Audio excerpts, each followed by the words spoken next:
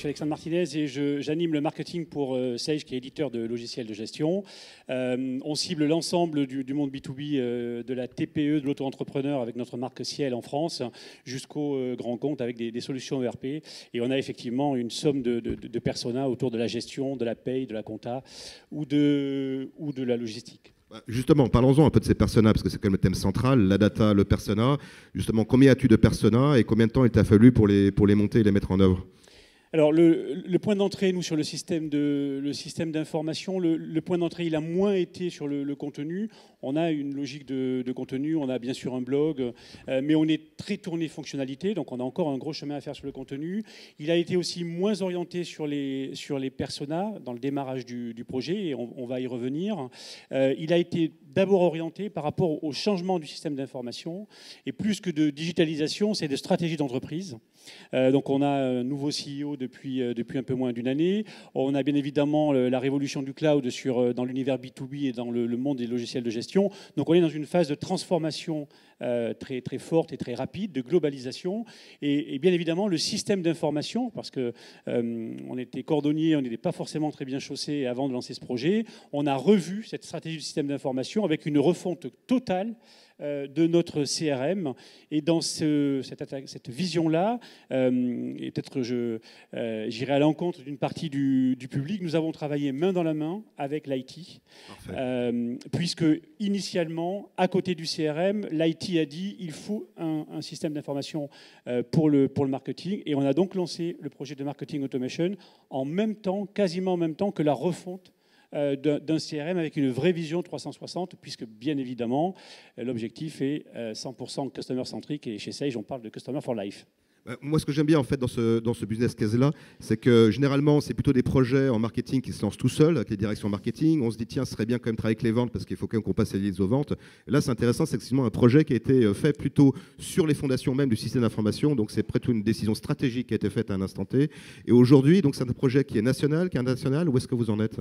Alors, on est dans une phase, il a démarré localement. Donc on était un petit peu en avance, même si on avait observé ce que faisait notre groupe aux US, qui est bien évidemment très en avance sur le marketing automation. Et ça devient aujourd'hui, dans notre globalisation, dans la mise en commun de nos forces, c'est un projet qui devient mondial.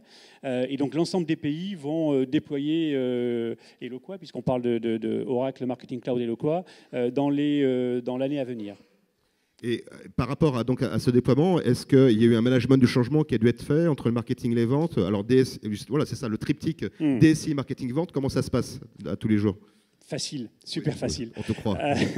Alors, donc, le projet, il est marketing. On l'a mené et vraiment, je m'en félicite. Ça sera peut-être un des rares conseils que je pourrais donner à l'assistance, c'est de travailler en commun. Parce que, bien évidemment, on va parler de données, on a parlé de persona, on a parlé de lead. Et aujourd'hui, on ne peut pas travailler sans l'intégration de la data. Et la data, c'est l'IT. Donc, le croisement, nous, on a fait le choix, et c'est structurant, c'est lourd, et on a pas mal transpiré.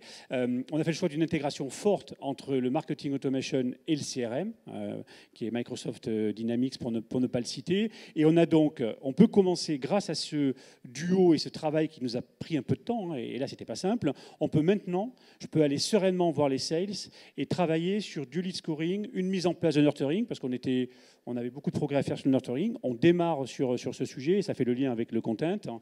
Et aujourd'hui, le fait de pouvoir, grâce effectivement aux fonctions très, très poussées de lead scoring est assez facile à mettre en place dans Eloqua, on peut avoir un vrai langage commun avec les sales, si on peut commencer à travailler un peu plus sereinement.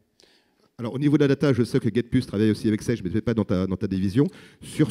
Aujourd'hui, sur ce projet-là, globalement, en fait, tu dirais que tu en es à quoi? 10, 20, 30%, 50% de déploiement? Alors, oui, je pense qu'on n'a jamais fini. Parce que l'avantage avec, je pense qu'on est nombreux à le partager, l'avantage avec ces solutions, c'est qu'on remet une dynamique dans les équipes marketing.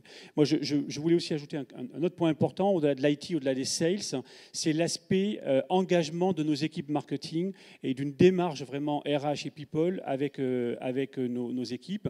Et le marketing automation, la solution et la démarche nous permet je trouve, alors c'est le cas pour nous, de remettre le marketing au cœur du business, au cœur du réacteur. Moi, je suis impressionné de voir comme nos marketeurs, nos chargés de programme, nos responsables de programme ont pris en main la solution. Le projet révèle des talents, remet une vraie dynamique, valorise les équipes en interne. Donc, c'est un sujet très important et donc on n'a jamais fini. Alors nous, dans le déploiement aujourd'hui, 100% des équipes marketing, on est organisé un peu par marché, quasiment 100% des équipes marketing seront formées et utiliseront Eloqua en début septembre. Et puis on a beaucoup de travail encore à faire parce qu'on va avoir une logique un peu globale, donc de récupérer des personas globaux et de mettre en commun avec les autres pays l'expérience qui est en cours de déploiement. Dernière question, si tu avais un conseil en fait, à donner à la salle sur le sujet. Go. Voilà, je pense que c'est un vrai projet qui supporte, comme toujours, l'outil est assez facile à mettre en place hein, en tant que tel. Il se prend en main rapidement. Le vrai sujet, c'est l'intégration et le contenu. Et puis, bien évidemment, d'avoir une vision stratégique. C'est le marketing automation au service de l'évolution du marketing. Mohamed, je sais que là, tu m'as demandé en fait potentiellement d'intervenir à ce sujet-là. Toi aussi, tu as mis en place du marketing automation, mais vraiment en 1 minute, puisque le temps nous est compté. Quel était ton retour d'expérience de ton côté ? Très lourd, très difficile. On n'a pas eu la chance d'avoir une relation aussi aisée, aussi facile avec la dossier, donc je vous en félicite. Donc la plus grande difficulté en matière de marketing automation, c'est l'interopérabilité entre le CRM et l'outil de marketing automation. Nous, on l'a complètement décorrélé pour avoir la main dessus. Et puis, on a vu les bons côtés, on va dire, du marketing automation. C'est un dispositif qui est assez lourd, qui est assez fastidieux, qui nécessite beaucoup d'investissement. Une personne à temps plein, un chef de projet à temps plein dessus pour le gérer. Ça, c'est la réalité des choses. Par contre, c'est un investissement qui vaut le coup. C'est-à-dire que si vous avez, vous prenez cette prise de risque, et ben, derrière, au bout de 2-3 ans, vous pouvez avoir de très très bons résultats. Alors 2 avis, un qui dit go et l'autre qui dit quand même attention, il y a un risque. Moi je dirais un 3e avis, puisqu'on est là aussi mis en œuvre en fait, chez nous en interne, et on l'a mis en œuvre pour une seule raison. C'est qu'en fait, l'ensemble des call to action qui étaient remplis sur le site internet ne donnaient pas des leads immédiatement en fait, rentables pour la force de vente. Et si on n'avait pas un outil pour les nurturer dans le long terme, tout argent, tout 1 euro qu'on mettait en amont sur de la publicité, de la génération de trafic était perdu s'il n'y a pas un outil derrière pour le rentabiliser.